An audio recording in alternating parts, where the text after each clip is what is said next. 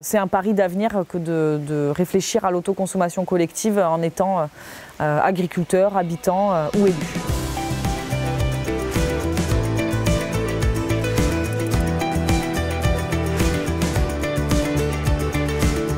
On a lancé en 2021 une action qui s'appelle Du soleil sur les toits, qui avait pour objectif d'accompagner la solarisation des bâtiments des collectivités territoriales pour montrer l'exemple auprès de leurs concitoyens. Pour ce faire, on accompagnait les collectivités selon 3 formules.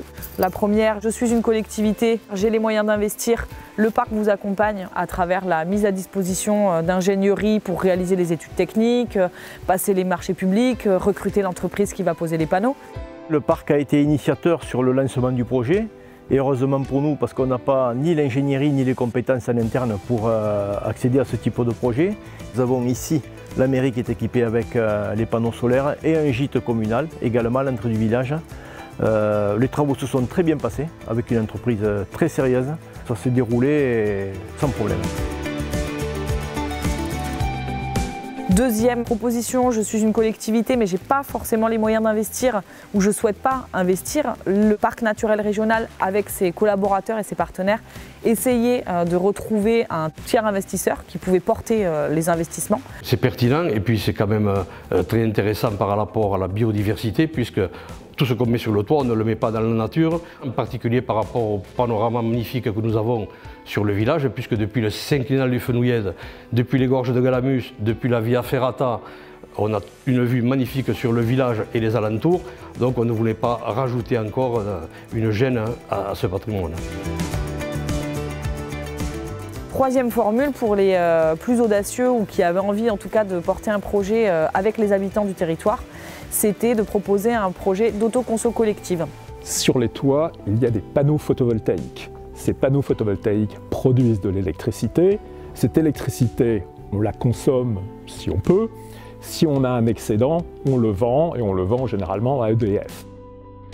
Mais il est aussi possible, avec le principe de l'autoconsommation collective, qui est de partager cette électricité avec les habitants qui habitent à proximité de ce toit équipé en panneaux photovoltaïques.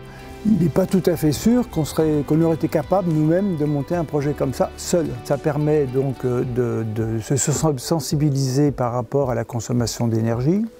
Ça permet de produire et de consommer localement. C'est le même principe qu'une AMAP, c'est-à-dire qu'au lieu de partager des tomates, c'est des producteurs et des consommateurs de kilowatts qui se mettent d'accord sur le juste prix de l'électricité.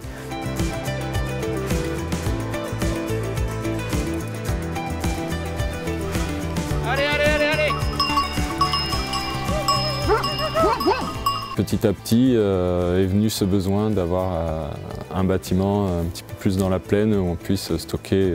Ça nous paraissait logique de mettre des panneaux photovoltaïques dessus. L'intérêt de vendre notre production à EDF, il est limité aux seuls critères financiers, alors que là on arrivait sur quand même un projet citoyen, un petit peu dans la même optique que notre projet en fait, professionnel de fromage de chèvre, c'est-à-dire d'avoir une production locale, le plus locale possible, et qui soit consommée en local. De manière concrète, c'est une dizaine d'installations réalisées sur environ 6 à 7 communes. Autant encore reste à réaliser en 2025 et une action qui va se poursuivre en 2025. Donc on invite toutes les collectivités qui seraient intéressées à solariser leur patrimoine public ou à faire des projets citoyens avec ses habitants à nous contacter.